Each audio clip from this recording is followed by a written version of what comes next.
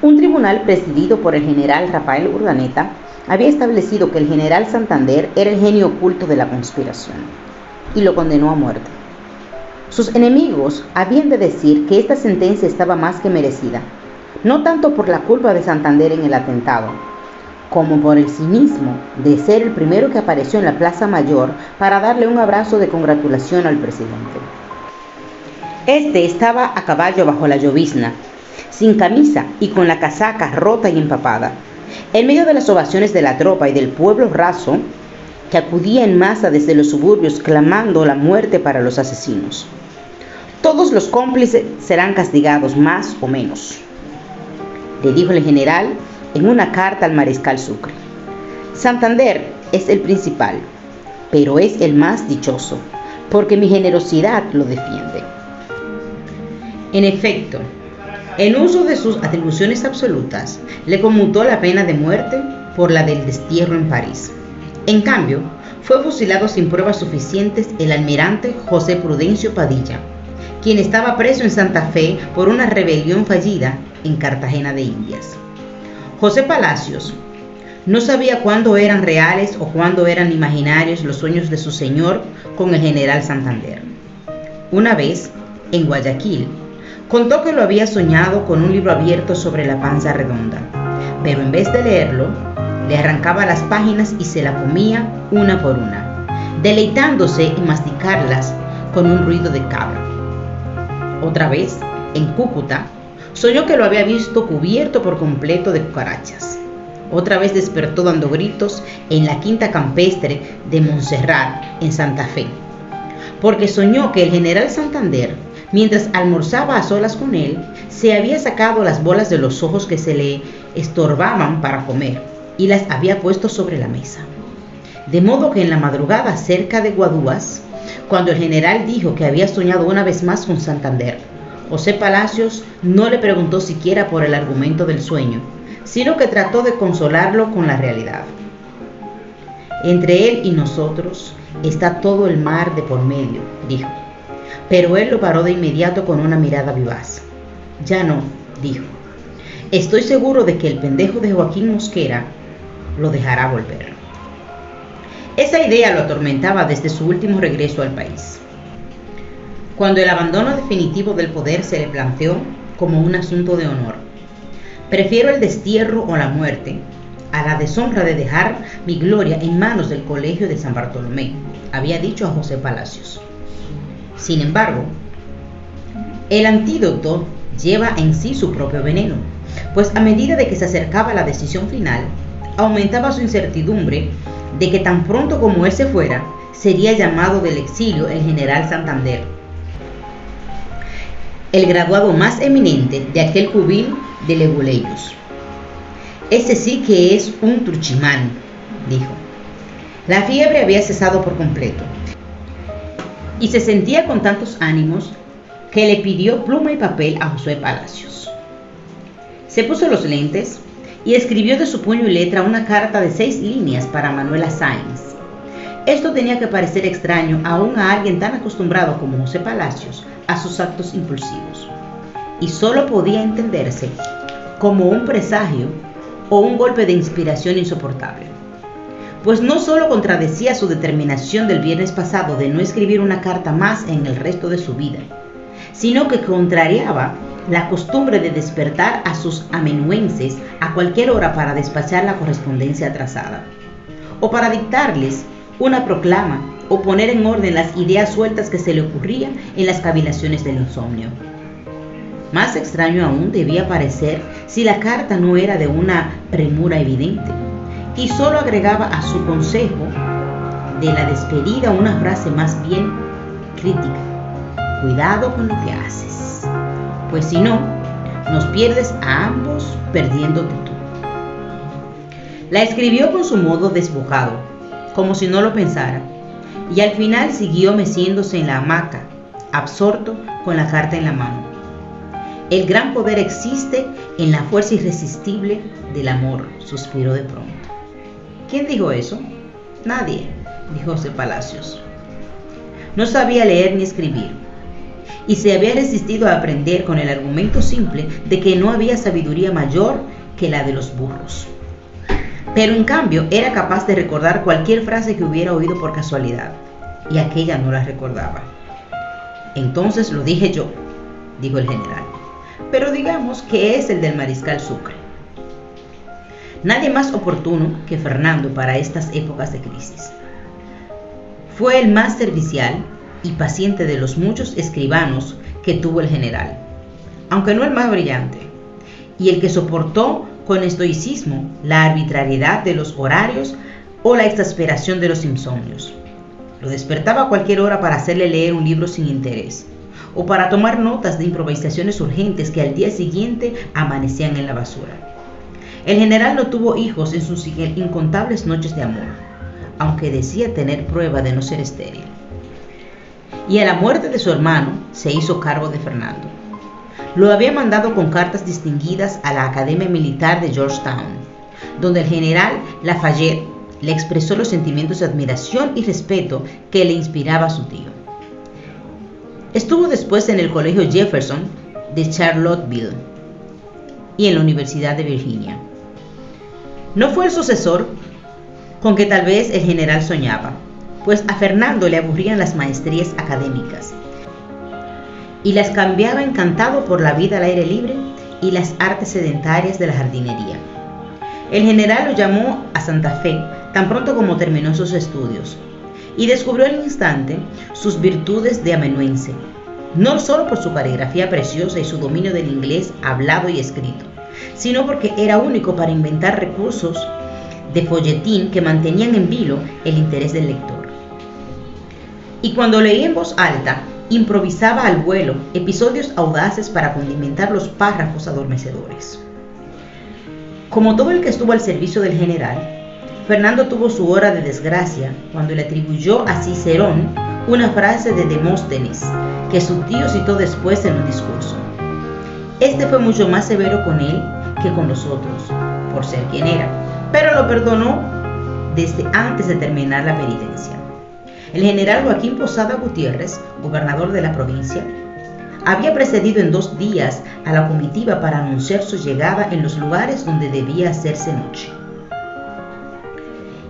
y para prevenir a las autoridades sobre el grave estado de salud del general. Pero quienes lo vieron llegar a Guaduas en la tarde del lunes dieron por cierto el rumor obstinado de que las malas noticias del gobernador y el viaje mismo no eran más que una artimaña política. El general fue invencible una vez más. Entró por la calle principal, despechugado y con un trapo de gitano amarrado en la cabeza para recoger el sudor, saludando con el sombrero por entre los gritos y los cohetes y la campana de la iglesia que no dejaba de oír la música. Y montado en una mula de trotecito alegre, que acabó de quitarle al desfile cualquier pretensión de solemnidad. La única casa cuyas ventanas permanecieron cerradas fue el Colegio de las Monjas, y aquella tarde había de recorrer el rumor de que a las alumnas les habían prohibido participar en la recepción, pero él les aconsejó a quienes lo contaron que no creyeran en chismes de conventos. La noche anterior, José Palacios había mandado a lavar la camisa con la que el general sudó la fiebre. Una ordenanza se le encomendó a los soldados que bajaron por la madrugada a lavar en el río, pero a la hora de la partida nadie dio razón de ella. Durante el viaje hasta Guaduas, y aún mientras transcurría la fiesta, José Palacios había logrado establecer que el dueño del hostal se había llevado la camisa sin lavar para que el indio taumaturgo hiciera una demostración de sus poderes. De modo que cuando el general regresó a casa, José Palacios lo puso al corriente del abuso del hostelero, con una advertencia de que no le quedaba más camisa de la que llevaba puesta. Él lo tomó con una cierta sumisión filosófica. Las supersticiones son más empedernidas que el amor, dijo. Lo raro es que desde anoche no volvimos a tener fiebre, dijo José Palacios. ¿Qué tal si el curandero fuera mágico de verdad? Él no encontró una réplica inmediata y se dejó llevar por una reflexión profunda, meciéndose en la hamaca al compás de sus pensamientos. La verdad es que no volví a sentir el dolor de cabeza, dijo. Ni tengo la boca amarga, ni siento que me voy a caer de una torre. pero al final se dio una palmada en las rodillas y se incorporó con un impulso resuelto. «No me metas más confusión en la cabeza», dijo. Dos criados llevaron al dormitorio una gran olla de agua hirviendo con hojas aromáticas, y José Palacios preparó el baño nocturno confiado en que él iba a acostarse pronto por el cansancio de la jornada. Pero el baño se enfrió mientras dictaba una carta para Gabriel Camacho, esposo de su sobrina Valentina Palacios y apoderado suyo en Caracas para la venta de las minas de Aroa, un yacimiento de cobre que había heredado de sus mayores. Él mismo no parecía tener una idea clara de su destino, pues en una línea decía que iba para Curazao mientras llegaban a buen término las diligencias de Camacho, y en otra le pedía a este que le escribiera a Londres a cargo de Sir Robert Wilson con una copia de la dirección del señor Maxwell Hislop en Jamaica para estar seguro de recibir una aunque se perdiera la otra. Para muchos, y más para sus secretarios y amanuenses, las minas de Aroa eran un desvarío de sus calenturas. Le habían merecido siempre tan escaso interés que durante años tuvieron en poder los explotadores casuales. Se acordó de ellas al final de sus días, cuando su dinero empezó a escasear. Pero no pudo venderlas a una compañía inglesa por falta de claridad en sus títulos. Aquel fue el principio de un embrollo judicial legendario, que había de prolongarse hasta 2 años después de su muerte, en medio de las guerras, de las reyertas políticas, de los odios personales.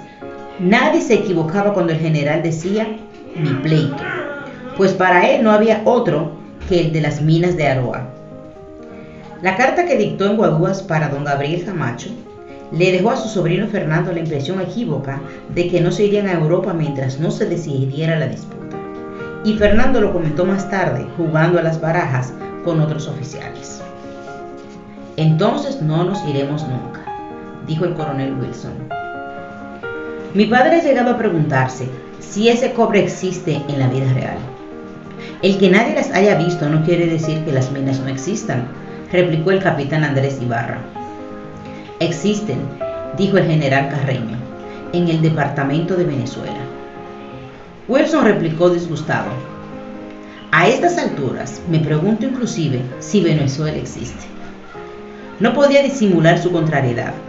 Wilson había llegado a creer que el general no lo amaba y que solo lo mantenía en su equipo por consideración a su padre, a quien nunca acababa de agradecer la defensa que hizo de la emancipación americana en el Parlamento inglés.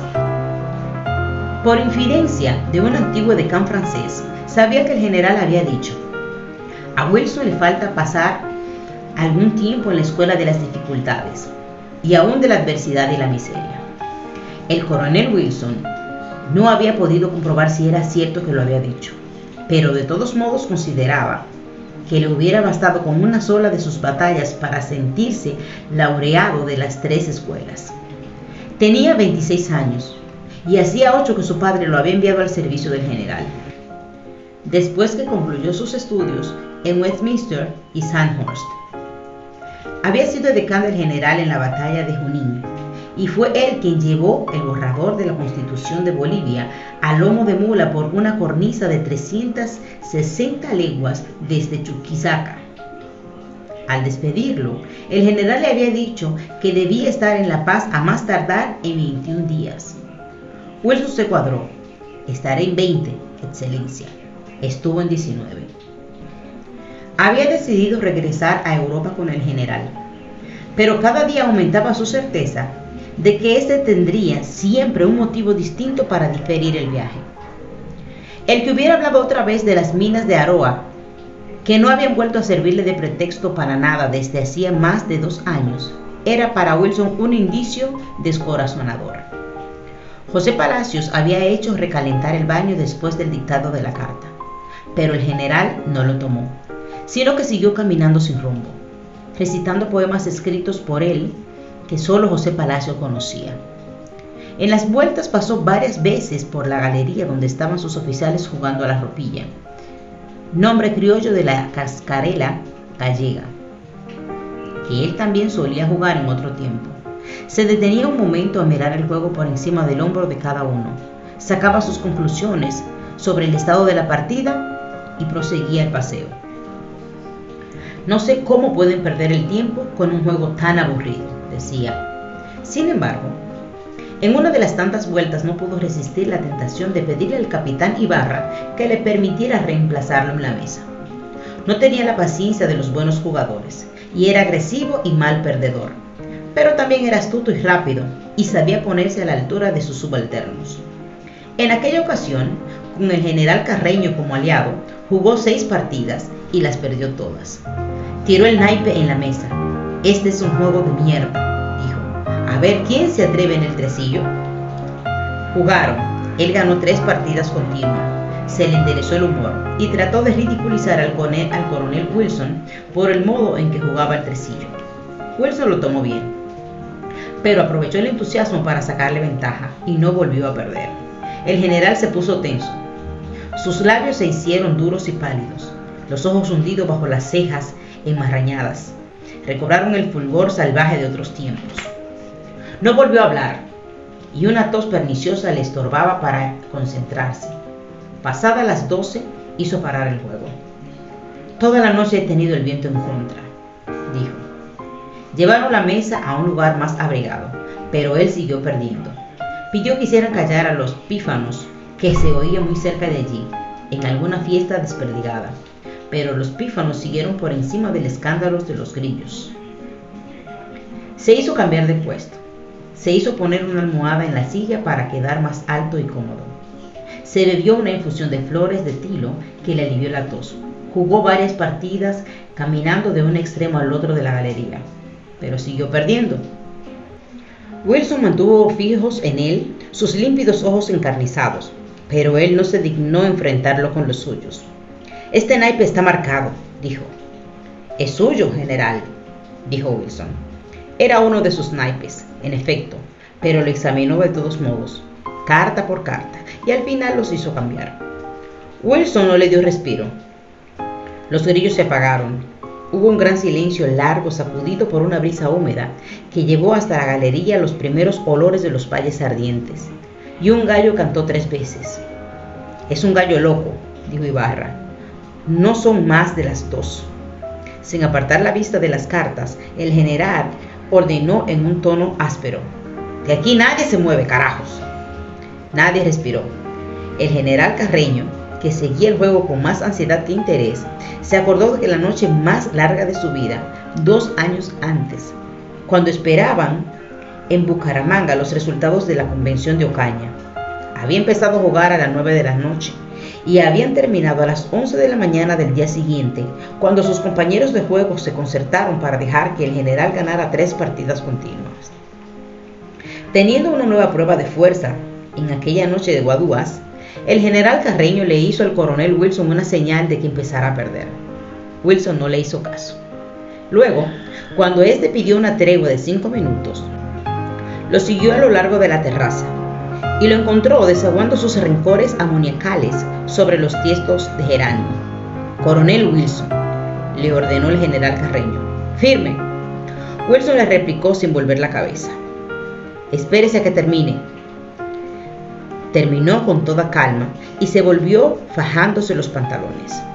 Empiece a perder, le dijo el general Carreño, aunque sea como un acto de consideración por un amigo en desgracia.